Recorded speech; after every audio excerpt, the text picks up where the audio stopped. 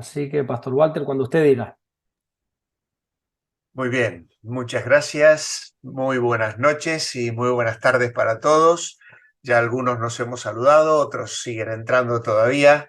Así que bueno, con mucha alegría llegamos a este último lunes del mes de noviembre y ya nos despediremos hasta pasadas las fiestas navideñas, ¿eh?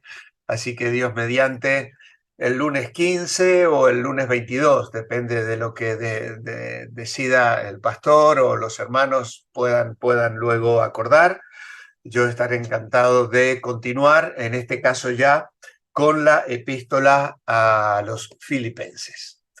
Muy bien, pues vamos a buscar la dirección de Dios en oración, como lo hacemos siempre para afrontar el estudio de su palabra. Señor, gracias queremos darte con todo nuestro corazón por todos estos lunes, 9 lunes ya disfrutados, 8, 9 con el presente de encuentros de estudio bíblico, Señor. Tu palabra cautiva nuestra mente y corazón. Ella es lámpara a nuestros pies, lumbrera a nuestro camino. En ella hay sabiduría, hay tesoros por los que queremos cavar y conocer más a ese Dios de amor, y queremos vivir la vida cristiana en la dimensión a la que tú nos llamas, un alto llamamiento como hijos de Dios. Alumbra ahora nuestra mente y corazón, Señor, para esta última clase en la epístola a los Efesios. Nos ponemos en tus manos, Padre, agradecidos de que nos escuchas, y por eso te adoramos y agradecemos en el nombre del Señor Jesucristo. Amén. Amén. Muy bien, pues cuando iniciábamos el estudio de la epístola a los Efesios, os propuse pensar en la visita a una galería de arte, ¿eh? Hoy vamos ya a entrar por el último pasillo. Ya lo estamos transitando, porque esta última parte que tiene que ver con vida cristiana, con actitudes propias de aquellos que respondemos a la alta dignidad del llamamiento que hemos recibido. Hemos sido convocados a una conducta cristiana que refleje nada más y nada menos que el carácter de Cristo. Hay personas que no van a leer una sola página de la Biblia, pero leen nuestras vidas cada día, ¿eh? Y somos nosotros olor de vida, olor de muerte para muerte. Y es por eso tan importante que nos nutramos de la palabra de Dios y hagamos el esfuerzo bajo la ayuda del Espíritu Santo y contando con la gracia inagotable de Dios, tomar los recursos que nos da para responder a ese llamamiento, ajustarnos a ese modelo de vida. Hemos observado cuadros maravillosos en esta epístola que nos describían la grandeza de la salvación a través del Padre, del Hijo y del Espíritu Santo.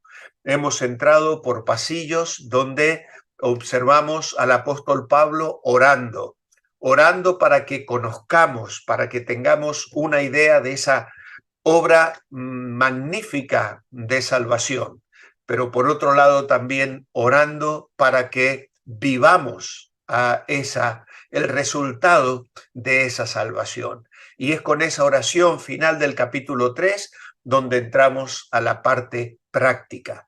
Los 3 primeros capítulos eran básicamente doctrinales.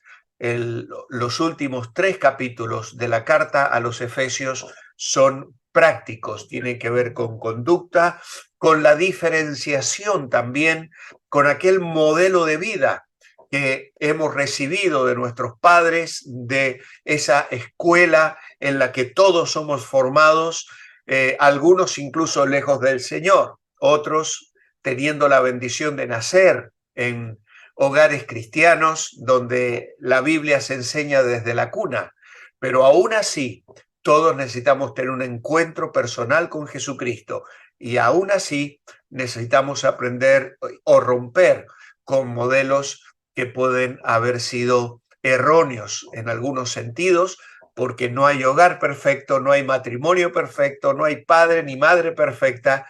Todos en ese sentido tenemos nuestras limitaciones y intentamos agradar a Dios en todo y necesitamos fijar en nuestra mente y corazón estas verdades extraordinarias. Con este principio en relación a la conducta cristiana y a la forma de andar, pues estuvimos considerando la semana pasada hasta el capítulo 5 y el versículo 21, la conducta en Cristo del creyente, y estábamos entrando ya en la parte de la sumisión, el andar del cristiano que se manifiesta en distintas actitudes, en diversas situaciones. En este caso es un llamado directo a la sumisión. Y el versículo 21 del capítulo 5 nos deja ese, diríamos, tremendo titular: someteos unos a otros en el temor de Dios, o por respeto a Dios, como dice ahora la versión 2020, que es la que he estado usando en estos últimos capítulos del libro a los Efesios. Someteos unos a otros.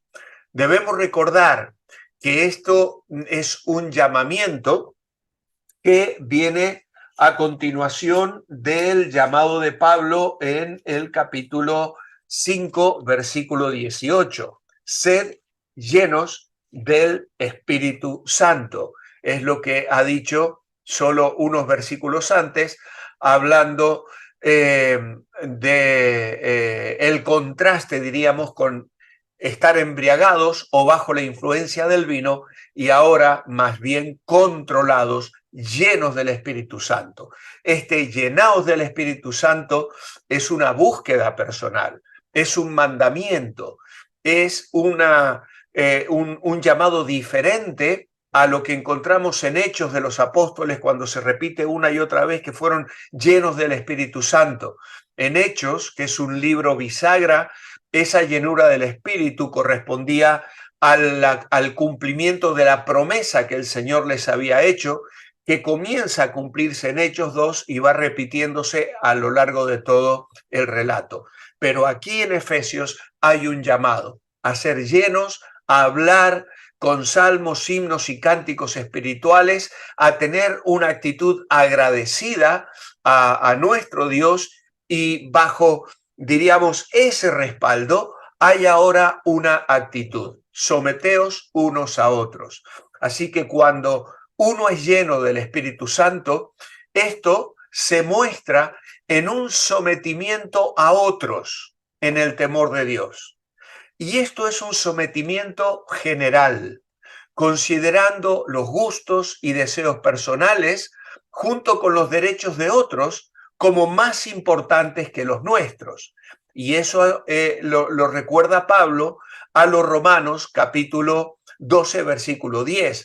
Amaos fraternalmente los unos a los otros con respeto, estimando como superiores a los demás. Y luego lo refuerza el texto de Filipenses 2:3. No hagáis nada por rivalidad o vanagloria. Al contrario, hacedlo con humildad, considerándoos inferiores a los demás. Así que esta actitud se muestra en la falta de exaltarse a sí mismo. Cristo enseñaba esta actitud. No vamos a leerlo, pero dio tremendas lecciones a los discípulos cuando llamó a un niño y lo puso en medio, ahí en Mateo 18, fruto de la discusión que ellos habían tenido en cuanto a quién sería el mayor. Y más tarde les dio el gran ejemplo al decirles que él, el Hijo del Hombre, no vino para ser servido, sino para servir y dar su vida por los demás. Y mostró esa actitud cuando, en la noche en que sería entregado, en Juan 13, lavó los pies de los discípulos en un sometimiento que viene de la humildad.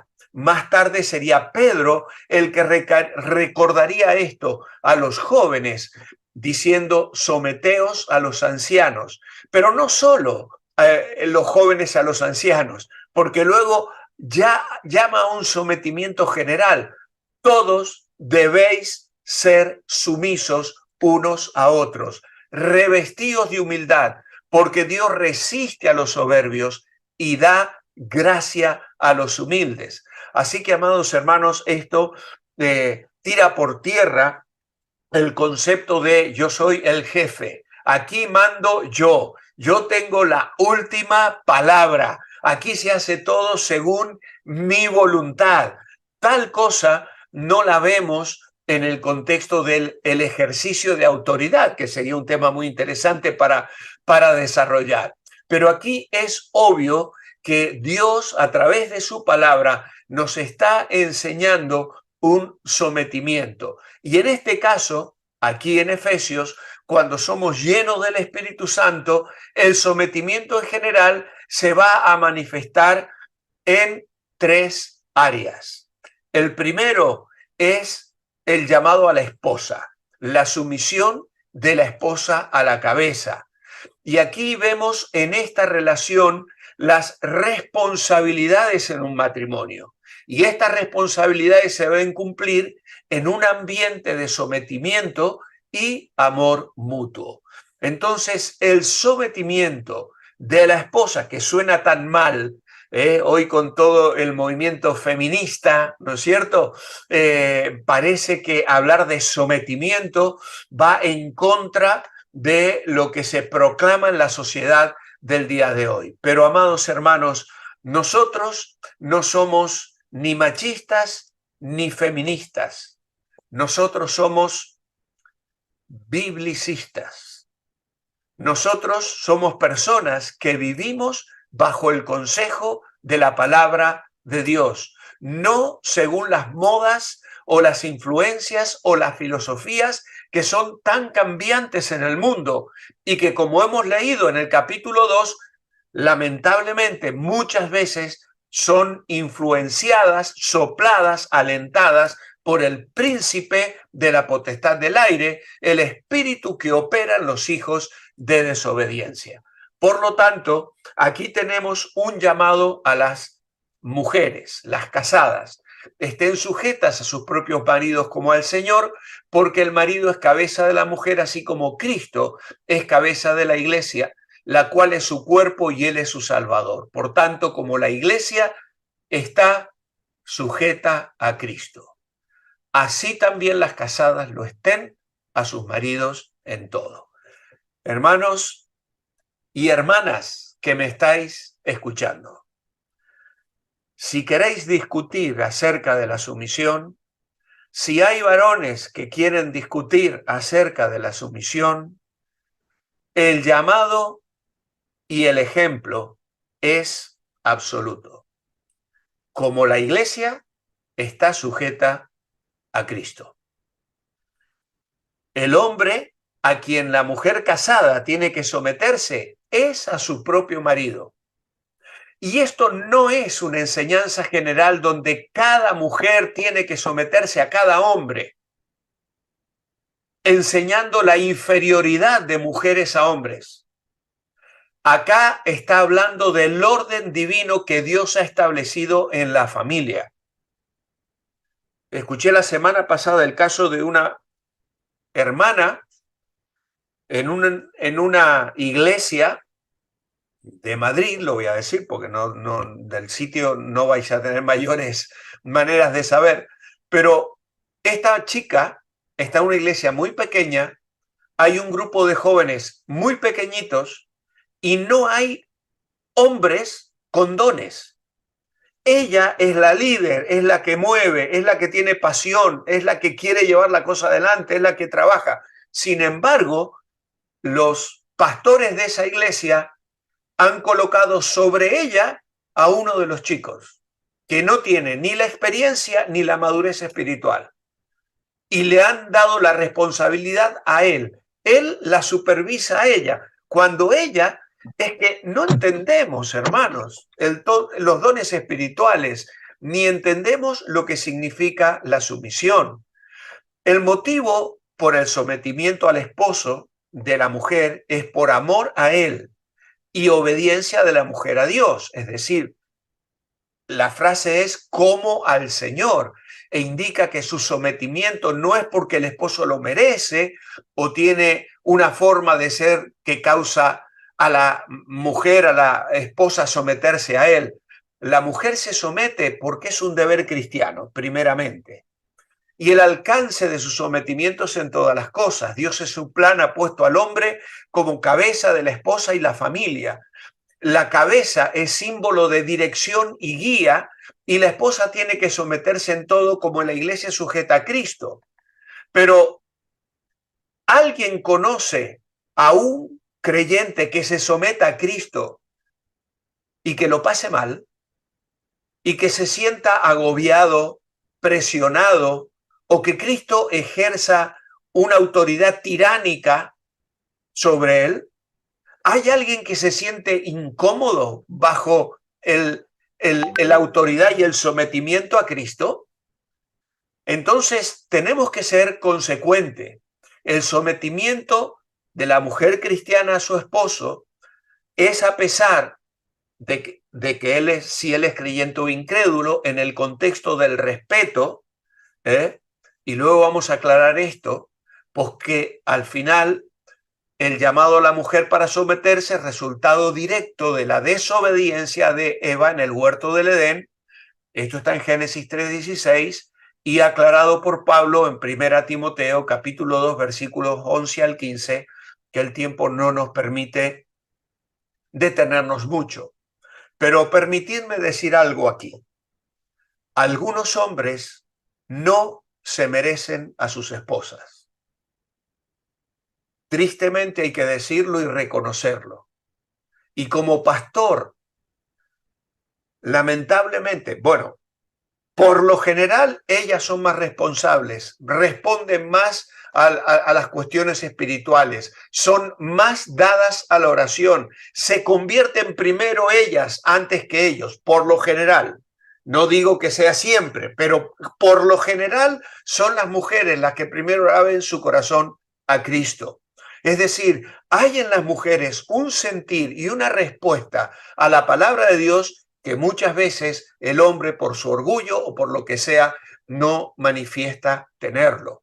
Hay un caso en el Antiguo Testamento que es el de Abigail y su esposo Nabal. Primero de Samuel capítulo 25. La historia no la vamos a leer. Abigail fue quizá la mejor mujer que Nabal pudo alguna vez tener. Y quizá lo que él obtuvo en los negocios y en la prosperidad que tuvo fue resultado de haberla tenido a ella a su lado. Una mujer hermosa, mucho más capaz que él para manejar su riqueza. Pero Nabal no tomaba en cuenta a su esposa. Y a pesar de su revés, en la familia de Nabal hizo lo que pudo para mantenerlo lejos de los problemas. Su nombre significa necio. Ahora, esa lealtad de la mujer debió haber inspirado, Sin embargo, su cultura, incluso su esposo, la consideraban a ella de poco valor. Ahora, cuando Nabal se niega a dar una recompensa a los soldados de David y con esto expone a toda su familia a la destrucción, Abigail reacciona y impresiona a David con las habilidades, la respuesta, la actitud, la espiritualidad y el reconocimiento de la forma que Dios tenía para obrar en ese caso. Cuando Nabal murió, luego David la tomó a Abigail por mujer. Quiero recalcar aquí una cosa. La obligación de una mujer cristiana a ser esposa sumisa termina cuando su vida o la vida de sus hijos está en peligro. ¿Vale? La obligación de una mujer cristiana a ser esposa sumisa termina cuando hay vidas en peligro, sea la suya o lo de los hijos. Porque, hermanos, yo he vivido épocas en mi vida, en mi juventud, donde los pastores obligaban a mujeres cristianas a mantener la sumisión y a mantenerse sumisas, arriesgando su vida. Recuerdo una mujer que su marido dormía todas las noches con un cuchillo enorme debajo de la almohada. Y ya no les cuento el maltrato a ella y a los hijos. Pero el concepto y la respuesta bíblica era: usted tiene que aguantar, usted es la mujer, tiene que ser sumisa. Hermanos, no hay tal cosa en la Biblia. No hay tal cosa. La actitud de una mujer cristiana ante el maltrato es poner límites y procurar salir de una situación de maltrato. Una mujer no fracasa como esposa ni es desobediente a Dios si da pasos firmes para preservar su vida en una situación de abuso. Así que quiero ser muy claro con esto, porque tristemente a veces los hombres manipuladores y maltratadores suelen manipular a las mujeres incluso en hogares llamados cristianos, porque ¿qué de cristiano puede tener un hogar cuando él está maltratando de puertas adentro? Porque esto a veces ni se sabe en la iglesia. De puertas adentro está maltratando a su mujer o a sus hijos, ¿vale? Así que en este sentido tenemos que ser prudentes. El amor a veces tiene que ser firme porque procura lo mejor para todos los involucrados. Y en este sentido debemos ser claros también al comunicar las verdades de la palabra de Dios. Debemos amar lo suficiente como para confrontar para redimir. No queremos destruir, siempre redimir y salvar. Pero lamentablemente hay casos donde la actitud del esposo deja tanto que desear que la mujer tiene que buscar un camino de libertad. Luego tenemos el llamado a la sumisión del esposo al amor. Me faltó acá la sumisión, la palabra, la letra L. La sumisión del esposo al amor. Y aquí tenemos un texto largo. Maridos, amad a vuestras mujeres, del mismo modo que Cristo amó a la iglesia y se entregó a sí mismo por ella. Y aquí tenemos la contraparte, hermano. ¿Cómo puede ser que un hombre maltrate a su mujer? Aquí hay un llamado al amor como Cristo amó a la iglesia. Así que si la mujer se somete al marido como la iglesia se somete a Cristo, pues el marido se somete a la mujer en el sentido de que Cristo suple las necesidades de la iglesia y ama a la iglesia, santificándola, purificándola, para presentársela a sí mismo sin mancha ni arruga. Los maridos deben amar a sus mujeres como a sus mismos cuerpos.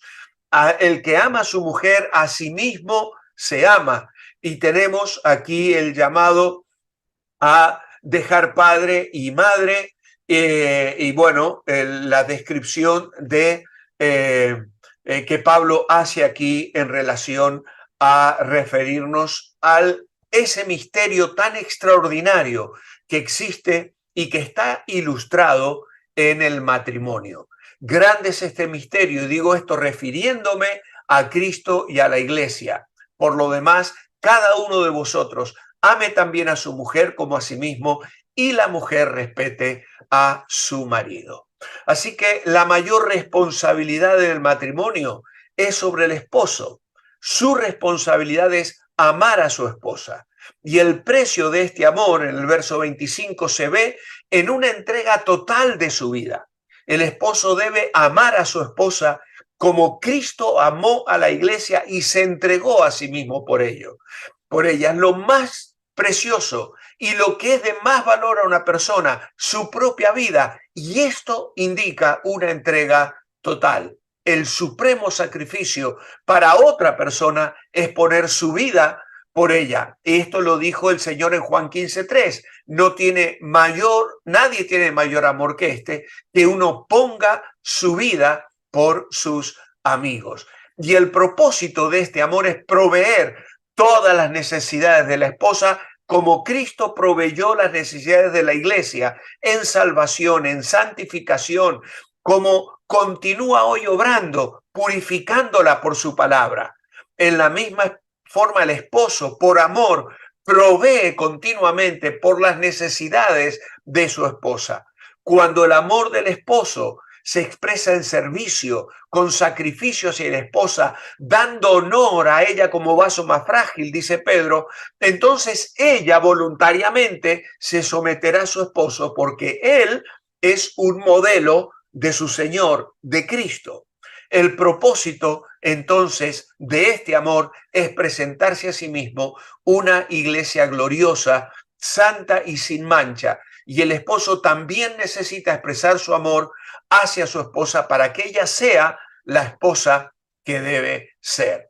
Por lo tanto, hermanos, el tema de la sumisión, como vemos, no tiene que ver con aplastamiento, no tiene que ver con una demanda de yo hago lo que me da la gana y tú te sometes a mí.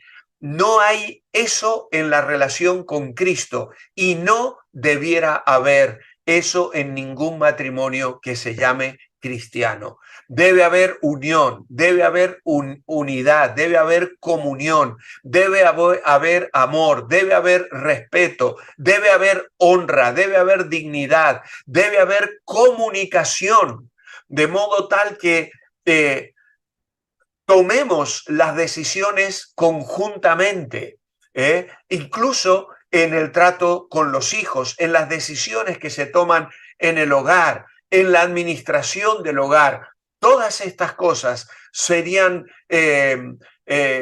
temas que el matrimonio tiene que trabajar, tiene que manejar juntos y tiene que encontrar el equilibrio en el ejemplo que tenemos en Cristo. Y amados hermanos, esto no falla. Cuando hay amor, cuando hay temor de Dios y cuando hay voluntad de ambos de vivir para la gloria de Dios, no existirá problema. En la responsabilidad sacerdotal y última que el hombre tiene de cuidar la vida espiritual de su mujer, de sus hijos y crear un ambiente como el que Cristo crea, donde Él es Señor y donde nosotros nos gozamos en amarle, en servirle, en recibir su dirección, en recibir la bendición y la gracia que Él derrama abundantemente sobre nuestras vidas. Así que brevemente el tema, que podría dar para mucho más, pero por el tiempo no podemos detenernos más en él. Continúa el texto, porque la sumisión no solo es de la esposa al esposo y del esposo a la esposa. La relación también tiene que ver una sumisión entre padres e hijos. Primeramente, la obediencia del hijo, porque siempre se da primero la responsabilidad de la persona que debe someterse. Luego, la responsabilidad de la persona que está en autoridad, porque aún en la Trinidad vemos orden y autoridad. Y esto también se manifiesta en el hogar, en el sentido de que el hombre es, diríamos, la cabeza que está sobre la mujer y la mujer sobre el hijo. Escuché a un pastor venido de Estados Unidos, de una iglesia multitudinaria, a hablar en un retiro de matrimonios. Y en medio de aquel retiro, él compartió alegremente que antes de salir de su casa, tuvo una charla con su hijo, varón, un niño de 7 años, y le dijo lo siguiente: papá se va a ir a España a un retiro de matrimonios. Tú ahora eres el responsable del hogar. Yo cuando escuché aquello, me agarré la cabeza, hermanos. ¿Cómo un hombre que lee las Escrituras y que lee esto que tenemos hoy delante puede pretender que un niño, por ser varón de 7 o 8 años, ahora es el responsable del hogar en su ausencia. Así que ahora su esposa va a estar bajo el control y la autoridad de su hijo. Pero ¿dónde leemos eso en la Biblia, amados hermanos? Aquí vemos claramente que el hijo tiene que vivir dando honra a los padres. La responsabilidad del hijo es someterse a la autoridad de ambos, del padre y de la madre. Ellos son los que están responsables sobre su formación. Y lo dice el texto más claro imposible: hijos, obedeced a vuestros padres en el Señor, porque esto es justo. Aquí no dice obedeced a tu padre y cuando tu padre no está, tú eres el responsable del hogar. No dice eso. Aquí dice: hijos, obedeced a vuestros padres en el Señor, porque esto es justo. Honra a tu padre y a tu madre. Es el primer mandamiento con promesa que dice: para que te vaya bien y disfrutes de una larga vida sobre la tierra. Es responsabilidad de cada hijo obedecer a sus padres porque es justo. Y justo no solo significa algo que corresponde o es correcto, sino también significa algo que es según la ley de Dios. Es andar en justicia cuando un hijo obedece a sus padres. La palabra obedecer es someterse al mandamiento de otro. Y esta palabra indica un hábito de estar obedeciendo continuamente. Y es la responsabilidad de cada hijo honrar a sus padres. Y esto se refiere a la disposición del hijo y su actitud hacia sus padres, porque obediencia es una forma de honrar a sus padres. Y este mandamiento tiene una promesa donde que habla de vida larga y llena de bendición. Es cierto, no significa siempre largura de días, sino más bien implica una vida bendecida. Hay dos listas de pecado en la Biblia donde se menciona el pecado de desobediencia a los padres. Y esto es una nota típica de nuestros tiempos. Yo lo he subrayado allí para no leerlo todo. Vienen un sistema de filosofía y de vida con una descripción terrible, y entre ella dice desobedientes a los padres, necios, desleales. Esto también aparece en 2 Timoteo, capítulo 3 y versículo 2, donde dice que habrá hombres egoístas, amantes del dinero, altivos, blasfemos, desobedientes a los padres, ingratos e impuros. Por lo tanto, un creyente debe tener cuidado de no excusar su desobediencia a los padres en el sentido de que, bueno, mi padre no tiene la cultura que yo tengo, mi padre no fue a la universidad, mi padre no tiene la capacidad que yo tengo, o incluso a veces, ojo, con padres que no lo merecen o que no son creyentes. Una cosa es la desobediencia, otra es la falta de respeto. Hay veces que tenemos que acatar la autoridad y someternos a ella, obviamente cuando no nos estén obligando a pecar o a desobedecer a Dios, pero en todo sentido el hijo es llamado a obedecer al padre. Ahora tenemos también la instrucción al padre y a los padres. Vosotros padres, no hagáis enojar a vuestros hijos, no provoquéis a ira a vuestros hijos, criadlos en la disciplina y amonestación del Señor. Y la verdad es que lamentablemente hay tantos padres que provocan a ira a sus hijos. Y los provocamos a ira cuando damos órdenes contrapuestas. Les provocamos a ira cuando un día le decimos una cosa y al día siguiente hacemos lo contrario. Les provocamos a ira cuando le digo que tiene que hacer algo, pero yo no lo hago. O cuando él ve que yo hago las cosas de cara a la iglesia o afuera, pero dentro de mi casa vivo una mentira. Los hijos perciben esto Y lamentablemente muchos hijos de creyentes hoy están en el mundo porque han vivido bajo la careta que los padres tenían hacia el pastor, hacia la iglesia, y dentro de casa se vivía otra cosa absolutamente diferente. Hermanos, tenemos que evitar esto. No hagáis enojar a vuestros hijos. Criadlos en disciplina y amonestación del Señor. Hoy vivimos días donde se están dictando leyes que los padres se lo ven muy complicado para ejercer la disciplina que habitualmente hemos ejercido. Y el castigo físico puede llevar a un padre a perder la custodia de su hijo. Pero los padres tienen que desarrollar maneras, herramientas y buscar recursos para aplicar disciplina y poner límites. Los hijos tienen que aprender a obedecer en el hogar. Si no aprenden a obedecer en el hogar, tendrán que aprender a obedecer en otros ambientes mucho más difíciles para ellos. Y la sociedad los tiene organizados. Está el colegio, está la universidad, está el trabajo, están los correccionales y finalmente están tristemente las cárceles. Y eso es terrible. Pero por eso es que los padres tenemos que trabajar la disciplina y la amonestación en el hogar, como padres que amamos a nuestros hijos.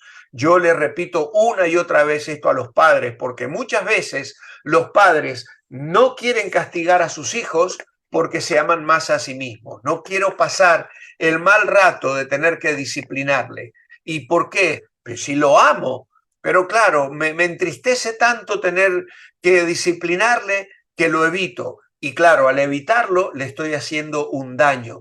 La disciplina es bíblica. La educación espiritual es bíblica. El niño tiene que aprender límites en el hogar y nosotros como padres tenemos que buscar la sabiduría de Dios para amonestarles, para disciplinarles, para instruirles en sabiduría y obviamente cuando bajo la guía del Espíritu Santo y aplicando la palabra de Dios llevamos adelante la educación de nuestros hijos, tenemos la promesa de que aun cuando fueren viejos, no se apartarán del camino que Dios tenía trazado para ellos, porque como padres les ayudaremos a discernir la voluntad de Dios para su vida, a vivirla y en esa libertad y en ese gozo, en el camino que Dios les ha marcado, no el mío, no que yo quiero que sean abogados, que yo quiero que sean empresarios, que yo quiero que sean médicos. No, no, no. No ese es el camino en que les tengo que instruir. Les tenemos que instruir en el camino de Dios para ellos a través de que aprendan a discernir la voluntad de Dios para sus vidas. Y acabando el tema de la sumisión y ya muy rápidamente la relación entre amo y esclavo. Aquí, como sabéis, eran tiempos muy difíciles. La esclavitud era parte de las instituciones de la cultura en la que vivían los apóstoles. Sin embargo, la forma en la que la palabra de Dios les habla hoy se aplica a los empleados, a los que tienen que vivir bajo la dirección de un jefe, de un director, de un gerente, etcétera, etcétera. Y en ese sentido somos llamados a respetar, a responder de la mejor manera, con una actitud que glorifique el nombre del Señor, que sea agradable a los ojos del Señor, que dé buen testimonio como creyentes que sabemos obedecer a nuestros amos terrenales con respeto, con lealtad, con sencillez de corazón, como quien obedece a Cristo. Es maravilloso cuando podemos ver creyentes que dejan un testimonio tan alto en los lugares donde trabajan. Y lo mismo le va a decir a los patrones, a los amos. Aquí a los esclavos se les dice, servid de buena gana como quien sirve al Señor, pues Él os recompensará. y esto es algo maravilloso, pero también se habla a los amos o patrones o jefes. Es decir, cuando yo voy a ejercer autoridad, tengo que hacerlo en una manera cristiana, no menospreciando, no aplastando, no exigiendo más de lo que tengo que exigir, recompensando el trabajo, las horas correspondientes y actuando en una manera justa, porque yo vivo bajo el señorío de Cristo también. El jefe, el que ejerce autoridad sobre otras personas en el contexto de cualquier trabajo, de cualquier empresa, tiene siempre un jefe que está por encima de él. Y ese es el Señor de ellos y vuestro, que está en los cielos y que Él no hace acepción de personas. Así que para Él, porque eres jefe o porque tienes autoridad sobre otras personas, no tienes una medalla especial. Vas a tener que rendir cuentas y Dios espera de ti exactamente lo mismo que espera de aquellos que tienen que obedecerte. Cerrando entonces este tema de la sumisión mutua, entramos al tema del conflicto. El olor a pólvora surge ahora en esta carta. Del pasillo de la guerra espiritual, podríamos llamar, o malamente llamada a veces guerra espiritual, aunque está bien también, porque el enemigo es espiritual, como vamos a ver. Pero claro, se ha distorsionado tanto este tema y se maneja tan mal en tantos sitios en la actualidad que tenemos que tomarlo con pinzas. El enemigo contra el cual luchamos. Por lo demás, hermanos míos, fortaleceos en el Señor y en el poder de su fuerza. Satanás es un enemigo fuerte, de modo que Pablo nos exhorta que nos fortalezcamos. Pablo sabía que la carne es débil y que podemos vencer únicamente en el poder de Cristo. Antes de que Pablo nos lleve al versículo 11, aquí voy a ponerlo bien en mi Biblia porque se me ha quedado con el tema de la sumisión. Revestíos de toda la armadura de Dios para que podáis estar firmes contra los engaños del diablo. Así que antes de que Pablo nos diga que estemos firmes en el verso 10, en el verso 11, perdón, nos ordena en el 10 que nos fortalezcamos en el Señor. Ahora, ¿cómo recibimos esa fortaleza para estar firmes? ¿Cómo? Pues al darnos cuenta de que estamos sentados con Cristo en los lugares celestiales, muy por encima de todos los principados y potestades de Satanás, lo dijo en el capítulo 1, verso 19 al 23, y que el mismo poder de Dios está a nuestra disposición mediante el Espíritu que mora en nosotros, lo dijo en el capítulo 3, versículo 14 al 21.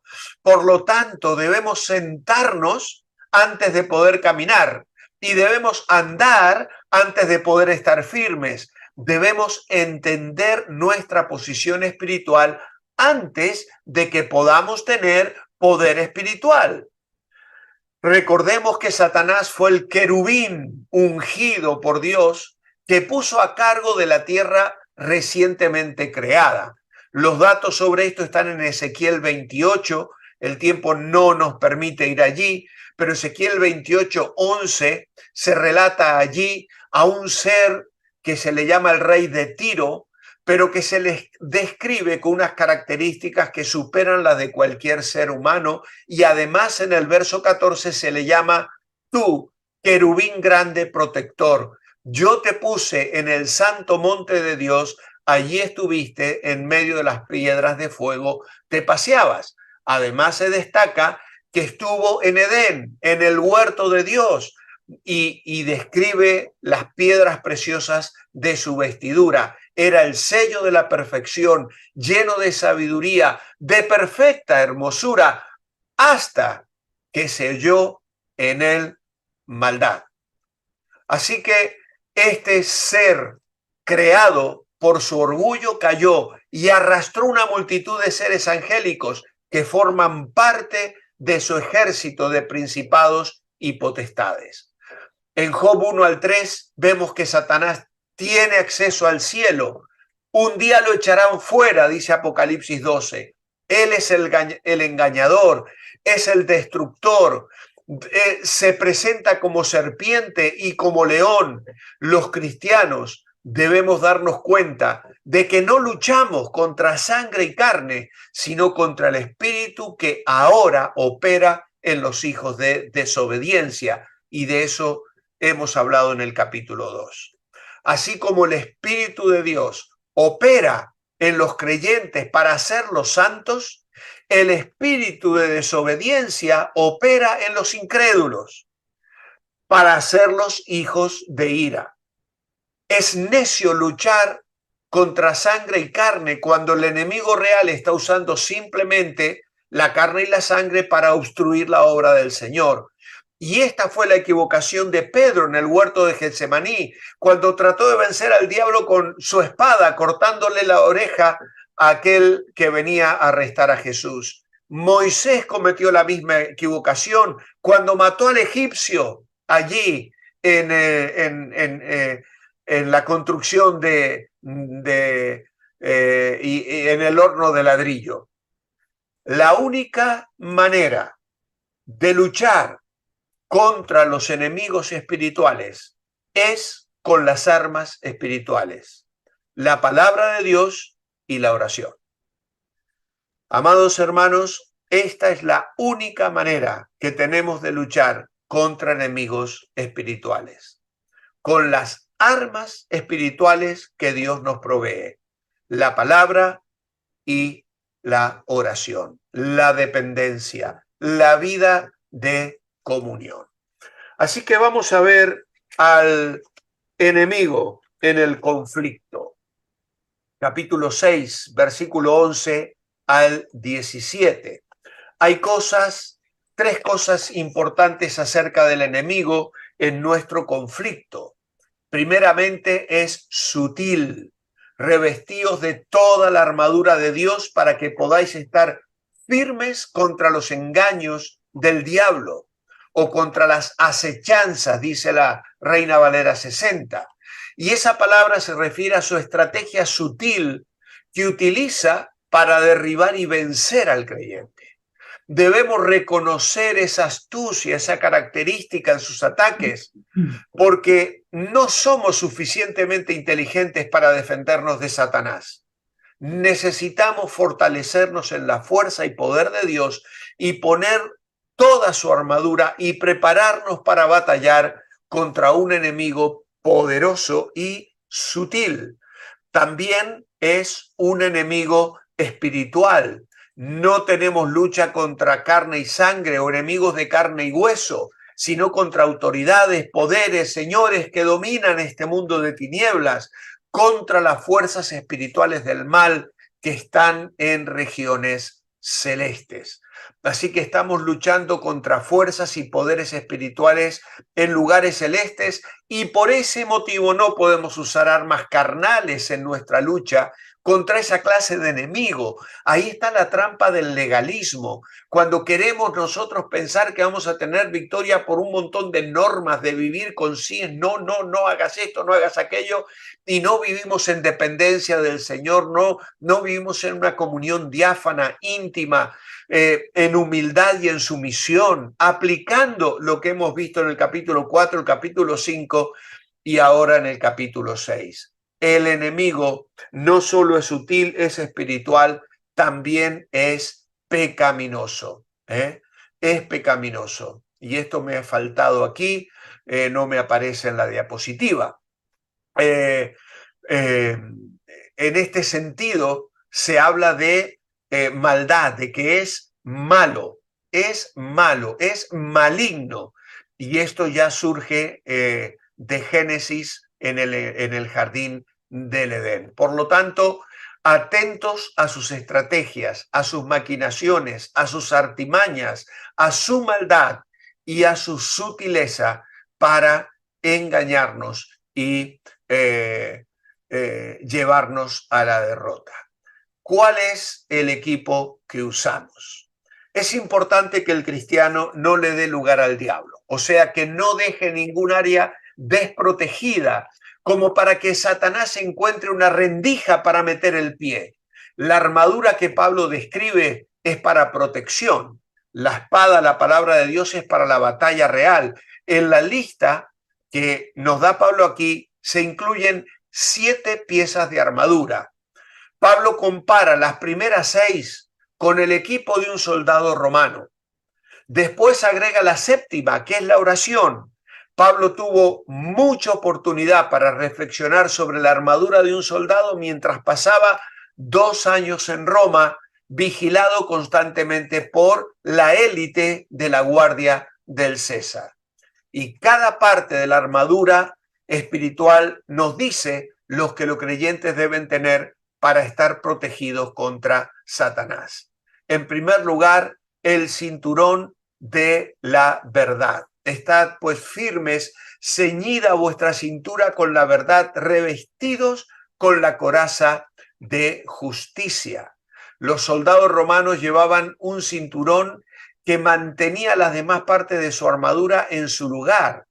Nuestras vidas en este sentido deben ser guiadas, controladas por la verdad de la palabra de Dios, puesto que la palabra de Dios es otra pieza de la armadura que luego veremos. Aquí, cuando Pablo habla del cinto de la verdad, se está no tanto refiriendo a la enseñanza y la doctrina, sino a la cualidad personal de integridad, sinceridad y honestidad. Hermanos, tenemos que ser transparentes.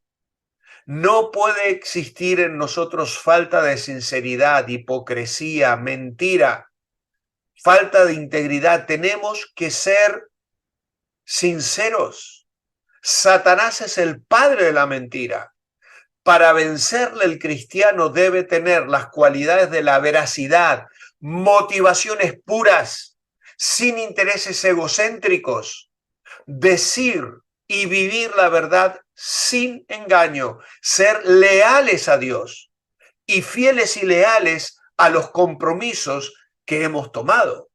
Luego tenemos la coraza de justicia en el versículo 14.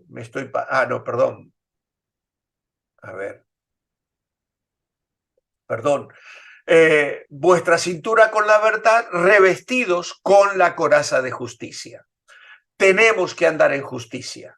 Si somos justos en nuestra posición delante de Dios y también andamos en justicia en práctica, tendremos éxito en la lucha.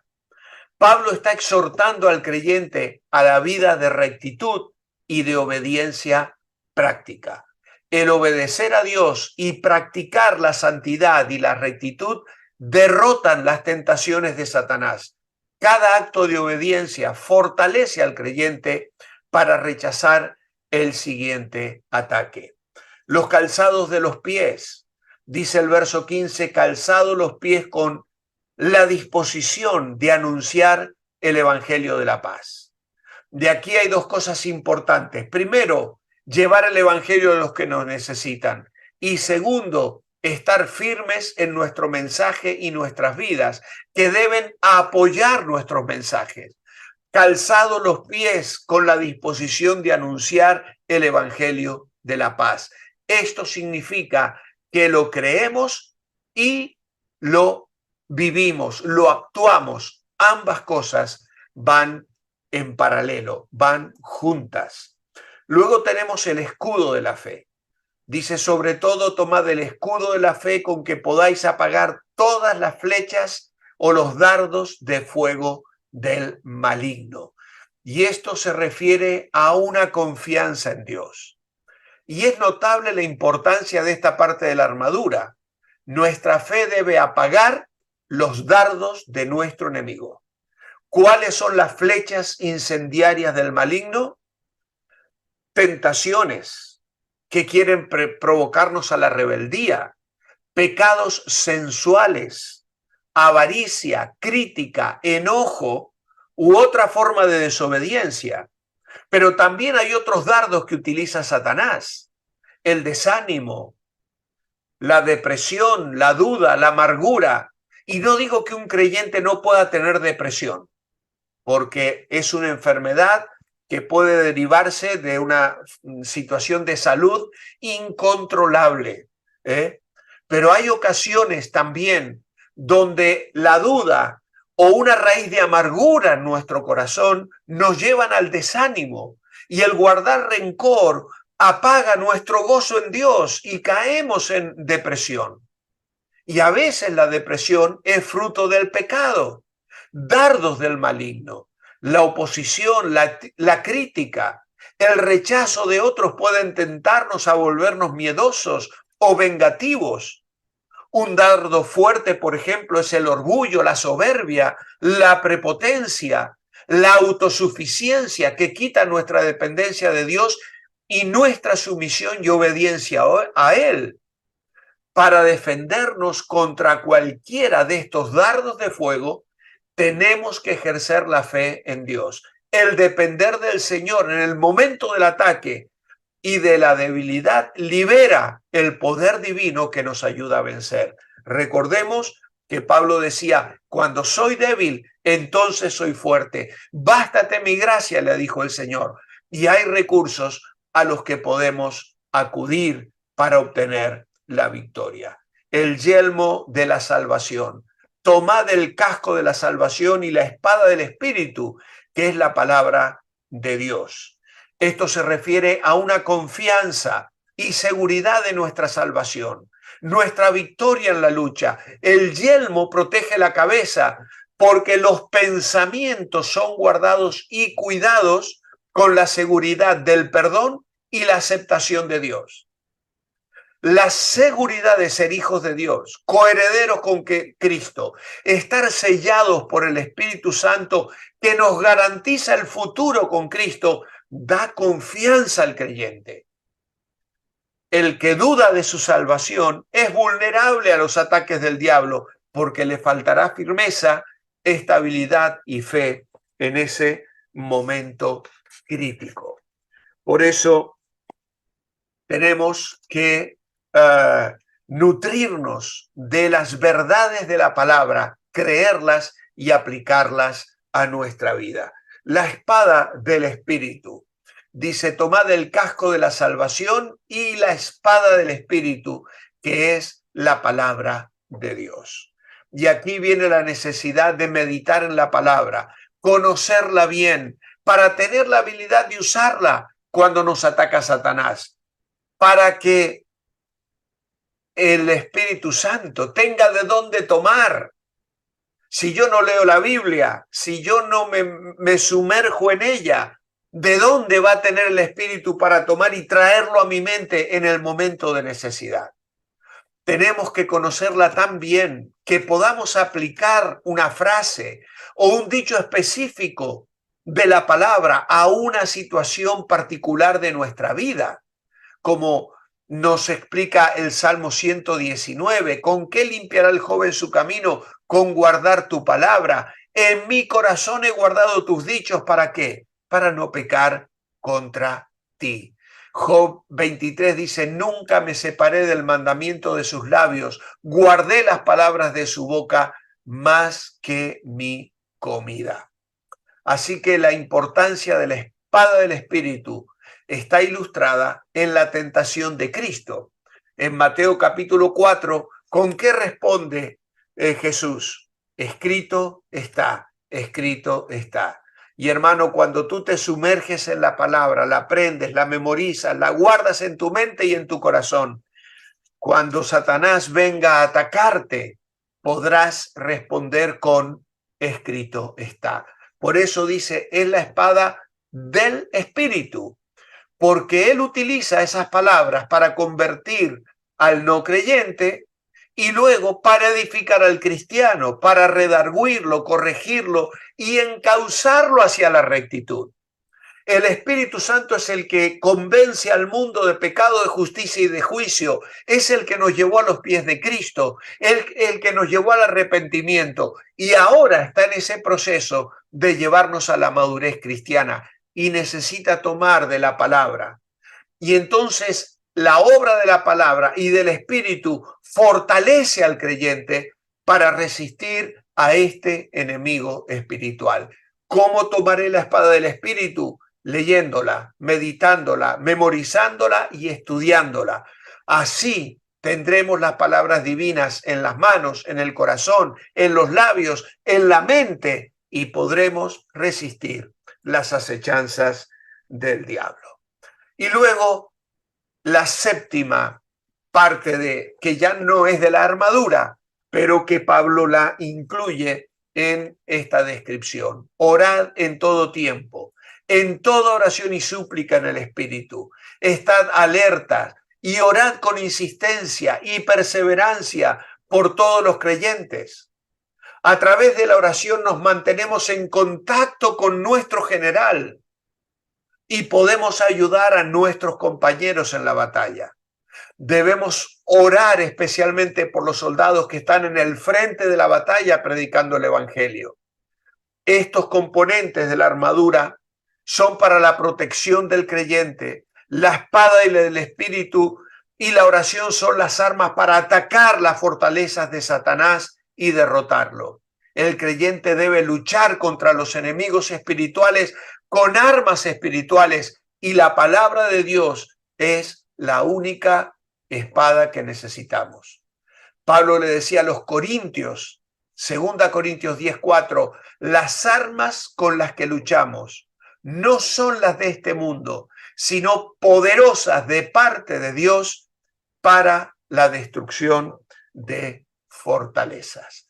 Así que aquí tenemos que Pablo habla de la oración, ya no comparándola con la pieza de la armadura, pero sí para que entendamos que aunque la oración no es otra pieza, es la atmósfera en la cual el creyente haya fortaleza, apoyo y sabiduría para vestirse con el equipo espiritual.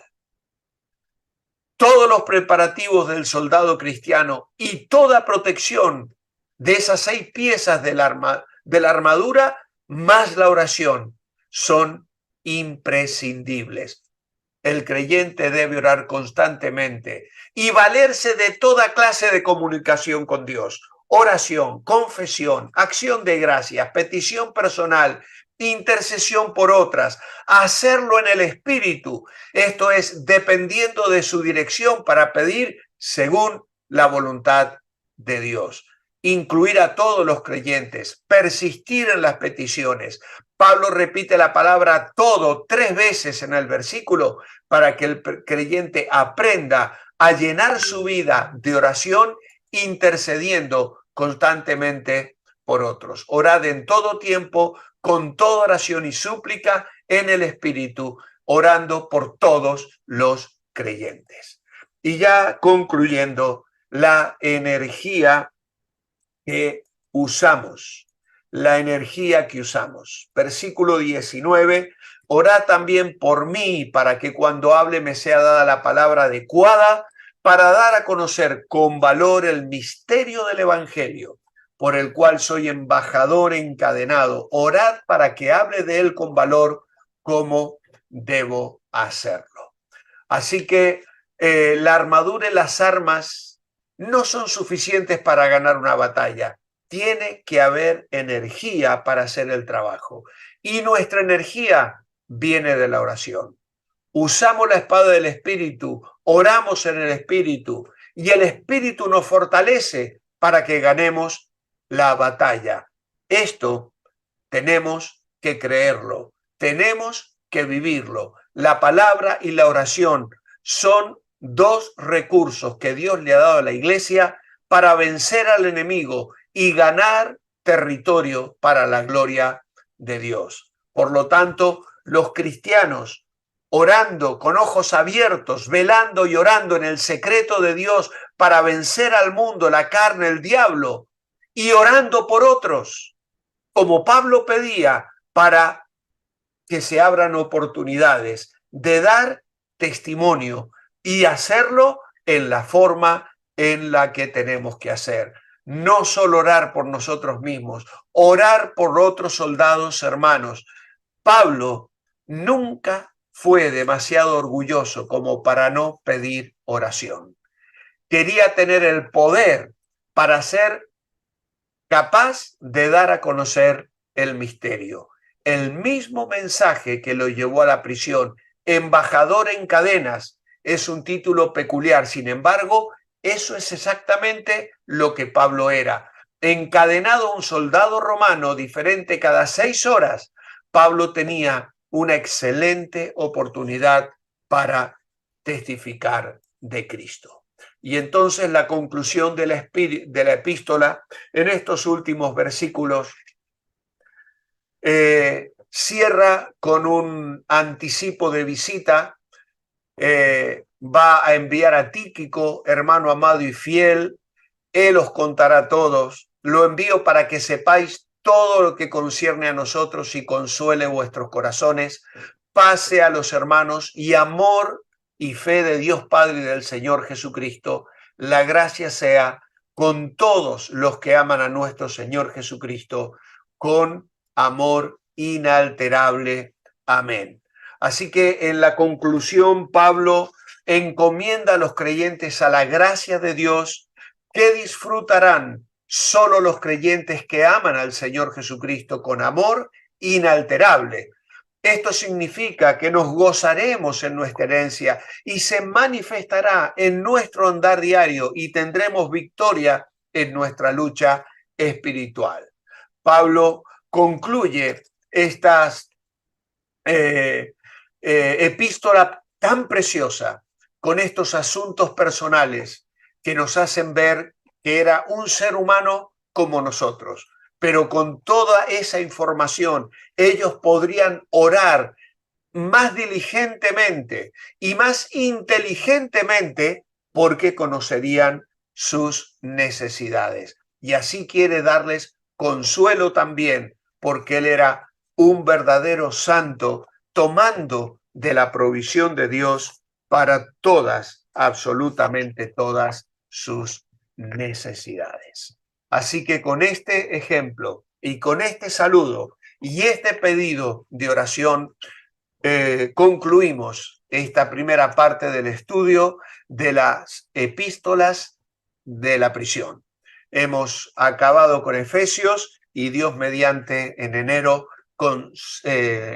esperamos reencontrarnos para continuar con la epístola a los Filipenses. Quiero concluir con una oración dejándoles una vez más mis señas personales. Hoy hemos tocado temas quizá que dan para preguntas que yo estaré dispuesto a responder individualmente si me las hacéis llegar. Con todo gusto os iré dando las respuestas, especialmente en el tema de la sumisión de la mujer o en algún aspecto de la guerra espiritual que hemos mencionado, pues estoy a vuestra disposición. Allí tenéis mi correo electrónico, el teléfono de la iglesia, que lo tengo yo, por lo tanto cualquier WhatsApp o tal me llega directamente a mí. Y luego también tenéis la dirección de mi canal de YouTube por si os interesa suscribiros y así apoyar también el ministerio de estas redes sociales. Padre amado, yo quiero darte gracias por el privilegio que me has dado de compartir con mis hermanos todos estos lunes de estudio bíblico.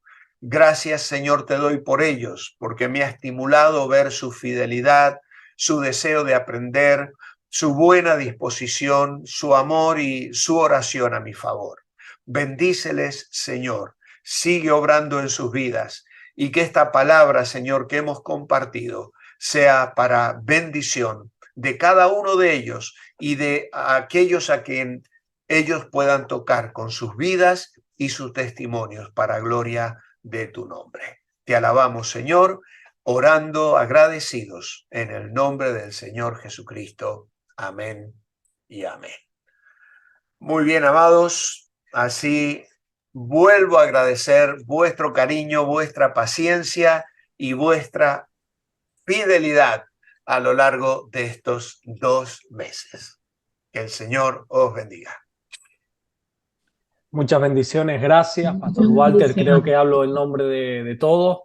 No sé si está el Pastor Anderson por ahí. Bueno, Jerónimo también está por ahí, el Pastor Jerónimo. Gracias de verdad y si Dios quiere, como usted dice, nos vemos en enero.